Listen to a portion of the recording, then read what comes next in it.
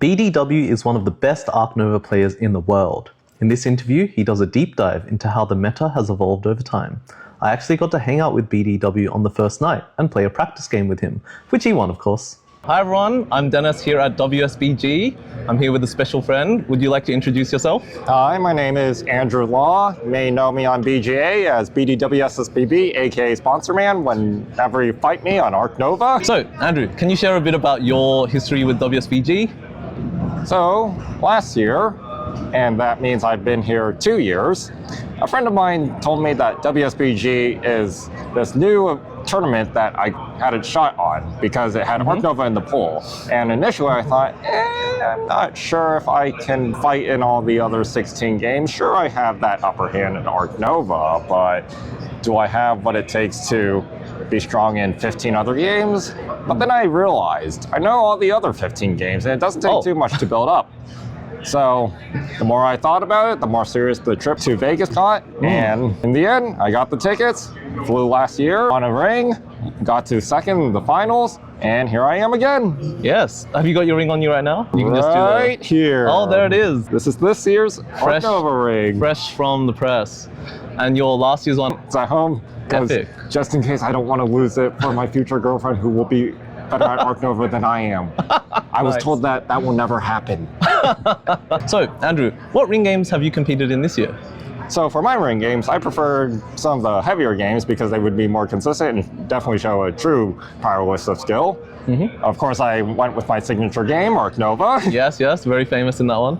You may have heard of Great Western Trail and Castles of Burgundy. Those are also very intensive games that require a lot of thought. Yeah. But then I threw one light curveball of Acquire because why not?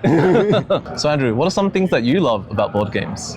What I really love about board games is that people think that they know how a game works. They think they've mastered it. You've seen a lot of strategy guides on so many board games, even video games, anything. And then you realize there's more nuance to it. People develop new metas, then people follow that new meta.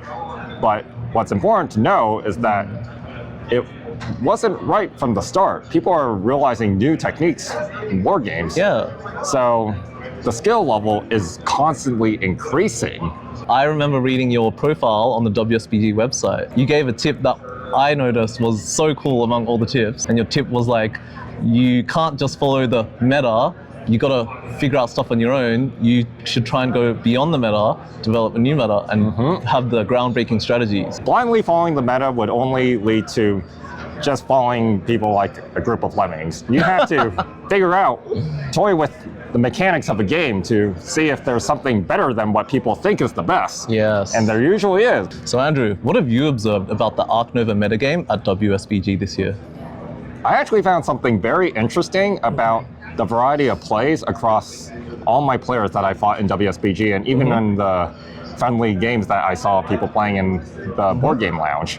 I noticed that it was kind of like a timeline of the meta development of Ark Nova. Wow, that's awesome. So in Ark Nova, many people know to rush a project as soon as possible so that you can get the benefits of supporting your first project. It's so important because you can get your workers, your upgrades, your other abilities, money and closures, snaps. Now, it all started with the tradition of getting the worker from your conservation bonus and then using that worker in the same round that you supported it.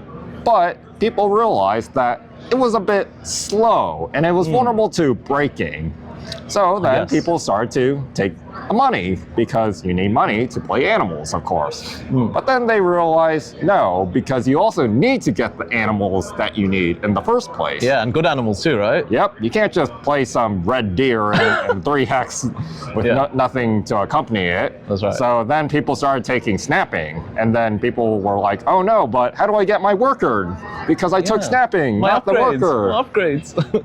So then people started to realize that maybe upgrading wasn't always necessary, and they started considering taking the worker at 2 conservation points instead of the upgrade. Oh, yeah, now that's a spicy one, huh? And then adding on to the story of the 5 money being one of the most popular rewards, people then realized, oh no, but I also need enclosures for my animals. And the 2 hex reward then increased in popularity because even though you get just a little less money and value from the 2-hex enclosure, it saves you a lot of action. Especially with how we can observe the trends of card upgrades.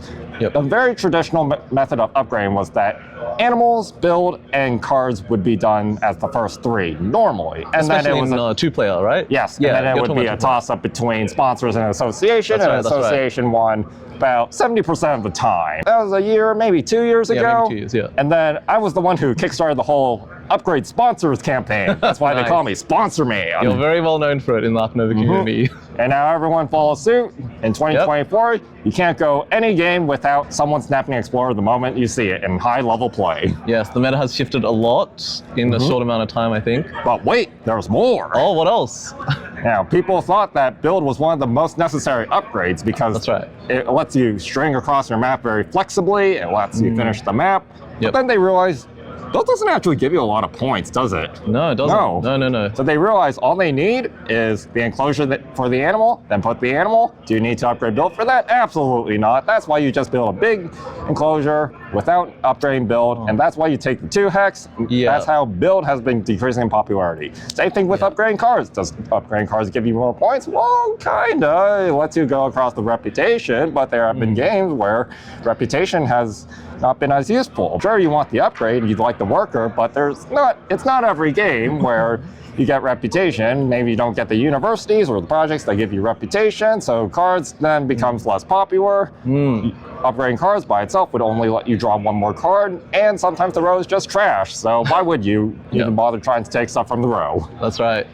Myself, I'm not as high skill as the top players, but I've been lacking in taking the 2 sizes and lacking in upgrade. I always upgrade build, probably like 98% plus of my games. Hearing your insights into this is really quite mind-blowing for players that are not at the very top level. I forgot to do an outro with him, so thanks Andrew for sharing your thoughts, and big congrats on your Ark Nova double ring win. And thank you guys for watching. If you enjoyed the video, please give it a like, and check out one of these videos on screen for more WSBG content. Until next time, may you get the most victory points.